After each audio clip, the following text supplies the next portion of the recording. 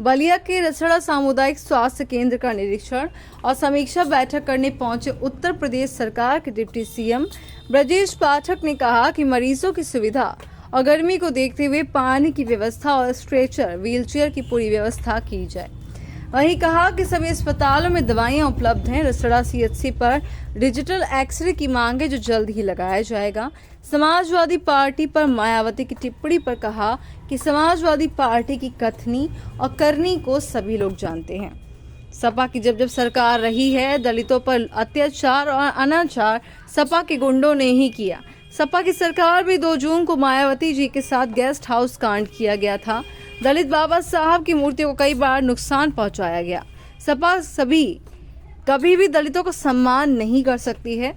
सपा की सरकार में दलित अधिकारियों को डिमोशन किया गया। सपा को बहरूपिया बताते हुए कहा कि ये सिर्फ वोट लेने के लिए स्वार्थ की डिप्टी सीएम यानी हेल्थ मिनिस्टर ब्रजेश पाठक का आगमन था और निरीक्षण कार्य क्या क्या निरीक्षण किया गया था। देखिए माननीय, पहले तो मीटिंग हुई, हम लोग को संबोधित किया कि देखिए हम लोग को बताया गया है कि एकदम हम लोग को बलिया को नीचे से लेकर ऊपर तक हर एक कोई सब सेंटर कोई का ताला ना बंद हो और सब लोग सुचारू रूप से काम करें और ज़्यादा से ज़्यादा लोगों को।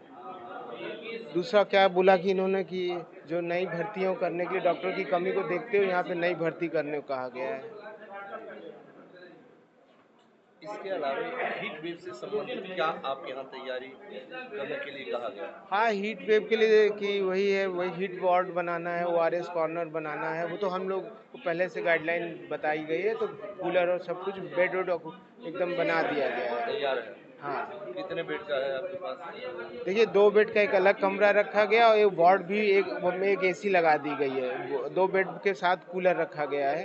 चूँकि यह तहसील मुख्यालय पर आपका CC है तो लगभग लोड जिला अस्पताल से कुछ कम रहता है, लेकिन यहाँ लोड है। तो यहाँ पर 2 बेड क्या पर्याप्त है। नहीं, 2 बेड तो इमरजेंसी के लिए बनाया है, एक OPD से सटा हुआ और एक पूरा वार्ड में AC लगा हुआ है। अगर ज़्यादा होता है तो AC वाले वार्ड में हम लोग शिफ्ट कर देंगे। बाकी सारी व्यवस्था है। हाँ, बिल्कुल। आपके यहाँ ऑपरेशन भी होता है। बिल्कुल, सीजर स्त्री प्रसूति रोग का क्या कहते हैं, LSCS होता है हमारे यहाँ। एनेस्थीसिया का डॉक्टर हाँ बिल्कुल, यहाँ है MD anaesthesia doctor Vinod Singh Kushwaha यहाँ पोस्टेड हैं। कहाँ रहते हैं। यहीं आज थे क्या। बिल्कुल ड्यूटी पे हैं वो।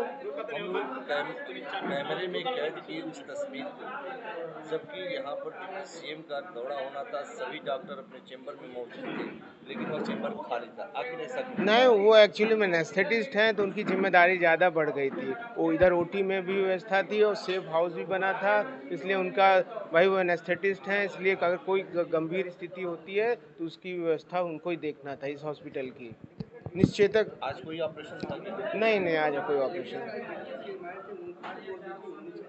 बिल्कुल मौजूद है। नहीं, OT में इमरजेंसी ड्रग्स और सब व्यवस्था रखे थे। उधर सेफ हाउस जो बना था उसमें भी यानी हर तरह से आपकी व्यवस्था चुस्त। बिल्कुल कोई कमी नहीं। ना कोई कमी नहीं। अभी देखा गया कि जब डिप्टी सीएम आ रहे थे, आने से मात्र 10 मिनट पहले आपके यहाँ सफाई कर्मी कचड़े के ऊपर चूना डालते देखे गए। देखिए हमारा क्या है, चारों तरफ बाउंड्री रिहायशी है, बहुत जनता यहाँ बगल अगल पर सटे हुए मकान है, तो हम सफाई की पूरी व्यवस्था रखते हैं। लेकिन उसके बाद भी अब कितनी बार नोटिस दी गई, लेकिन वो लोग कुछ ना कुछ कूड़ा फेंकते ही रहते हैं। तो इससे हमने कई बार CMO साहब को, जिलाधिकारी महोदय को पत्र के द्वारा सूचित भी है। नगर निगम से कई बार लोग आते हैं, पूरा सफाई करते हैं, फिर भी थोड़ी देर, अब आपको पता ही मेरे दोनों तरफ इधर पीछे भी बाउंड्री खुली हुई है, तो उसकी वजह से जनरल पब्लिक का आना जाना, इसलिए गंदगी का यानी कहीं ना कहीं यह मान रहे हैं कि कचड़ों के ढेर पर हॉस्पिटल है।